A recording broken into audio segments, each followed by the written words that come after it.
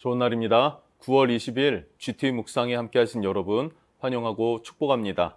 오늘은 시편 52편 1절부터 4절 말씀으로 포악한 자라는 제목으로 하나님 말씀 나누겠습니다. 본문 말씀 함께 읽어봅니다. 제52편 다윗의 마스길 인도자를 따라 부르는 노래. 에돔인 도액이 사울에게 이르러 다윗이 아히멜렉의 집에 왔다고 그에게 말하던 때에 포악한 자여, 네가 어찌하여 악한 계획을 스스로 자랑하는가? 하나님의 인자하심은 항상 있도다. 내 혀가 심한 악을 꾀하여 날카로운 삭도같이 간사를 행하는도다. 내가 선보다 악을 사랑하며 의를 말함보다 거짓을 사랑하는도다. 간사한 혀여, 너는 남을 해치는 모든 말을 좋아하는도다. 네, 오늘 말씀 1절은요. 포악한 자여 이렇게 시작합니다. 포악한 자여. 누가 포악한 자인가? 이 포악한 자에 대해서 설명을 하려면요. 배경을 알아야 하는데 사무엘상 21장, 22장 말씀을 보면 다윗이 사울의 창을 피해서 10년 이상 아주 긴 시간이죠. 광야에 피해 다니는 그런 숨어 다니는 삶을 시작합니다. 바로 그 시작하는 단계가 21장, 22장에 놓여져 있어요. 그렇게 피난길에 오르면서 놉 땅에 도착합니다. 놉이라고 하는 지역에 도착하게 되었는데 그곳 제사장 아히멜렉을 찾아가요. 아히멜렉을 찾아가서 나와 또 함께하는 사람들에게 먹을 것을 좀 주십시오라고 하는 거죠. 근데 줄 먹을 것이 없는 거예요. 음식이 없었습니다. 그러자 제사장 외에는 먹을 수 없다라고 했었던 진설병 떡을 다윗에게 주었고 다윗은 그것을 용사들과 함께 나누어 먹었습니다. 그리고 나서 다윗이 혹시 무기를 좀 얻을 수 있습니까? 라고 했을 때 무기가 없다, 칼은 없다. 그런데 다윗이 소년 시절에 골리앗을 죽였던 칼이 거기에 있었던 것이죠. 그래서 다시 그 칼을 다윗이 얻게 되었습니다. 이때 사울의 양을 관리하는 목자장이 있었어요. 사울의 목자장.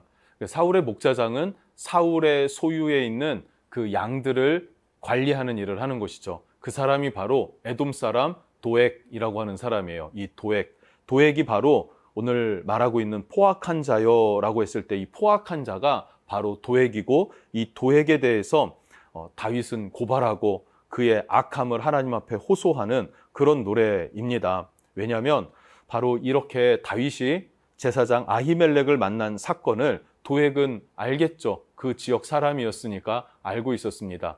그러면 넘어갈 수도 있는 것인데 그것을 사울에게 고발합니다. 다윗을 고발해요. 좋습니다. 사울의 사람이니까 사울에게 다윗을 고발할 수 있었죠. 그런데 제사장 아히멜렉을 악하게 표현하면서 고발합니다. 아히멜렉과 다윗이 서로 모반을 꾀하고 있다. 그래서 아히멜렉은 식량을 대주고 무기를 대주었습니다. 라고 그렇게 보고를 하는 거예요. 결국 어떻게 됐을까요? 사울의 명령 아래 제사장과 함께 일하는 레위인들이 있었겠죠. 85명이 죽임을 당합니다. 그뿐만 아니라 백성들 또한 어린 아이도 부녀자들도 많은 사람들의 죽임을 당하게 되는 사건을 사무엘상 21장과 22장에 우리가 알 수 있어요. 자, 이 사건이 다윗에게는 얼마나 가슴 아픈 사건이 되겠습니까? 자기 때문이다라고 하는 후회 섞인 마음도 있었을 것이고요. 그리고 도액을 향한 분노하는 마음도 일어났을 것이고요.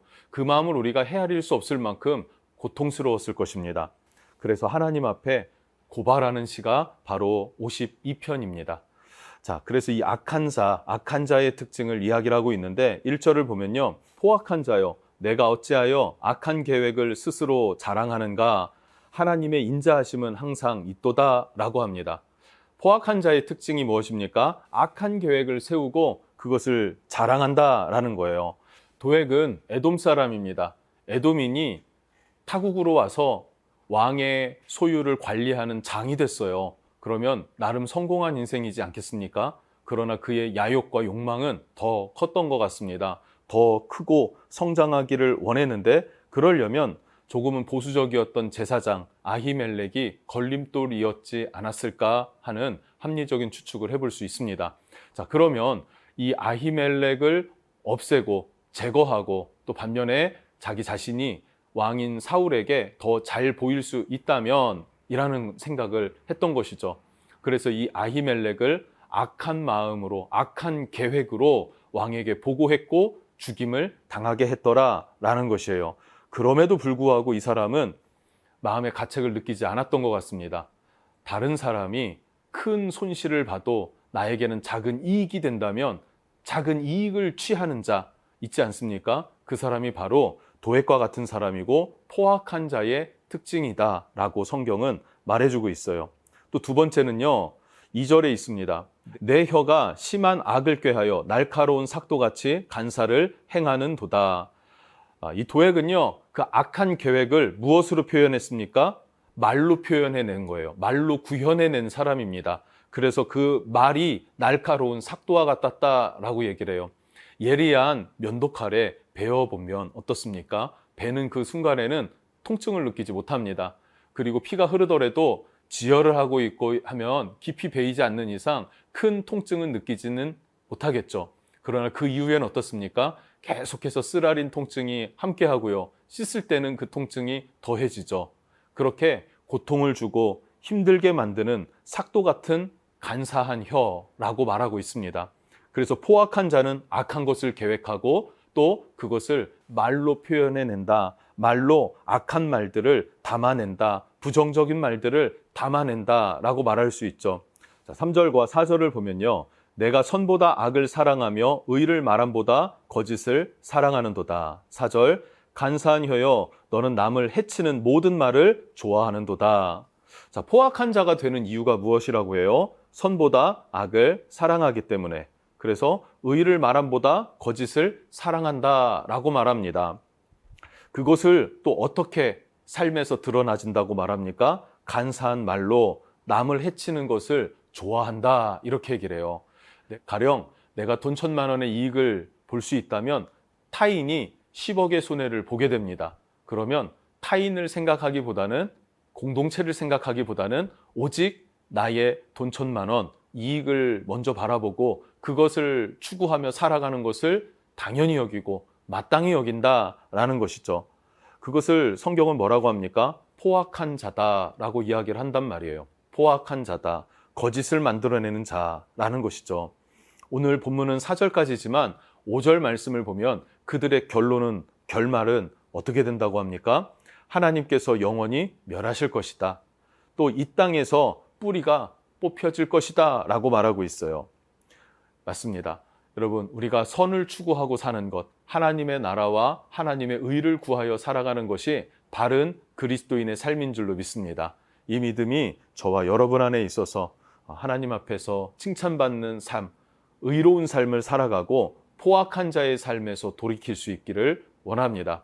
여러분을 축복합니다. 기도하겠습니다. 하나님 감사합니다. 포악한 자는 악한 것을 계획합니다. 또 그 악한 계획을 이루기 위해서는 악한 말로, 거짓의 말로 남들을 해치는 자가 되어집니다. 그러면서도 자신의 유익이 있기 때문에 자기의 유익을 바라보고 타인의 큰 고통과 큰 아픔은 돌아보지 않는 자, 그 자가 바로 포악한 자라고 고백하고 있습니다.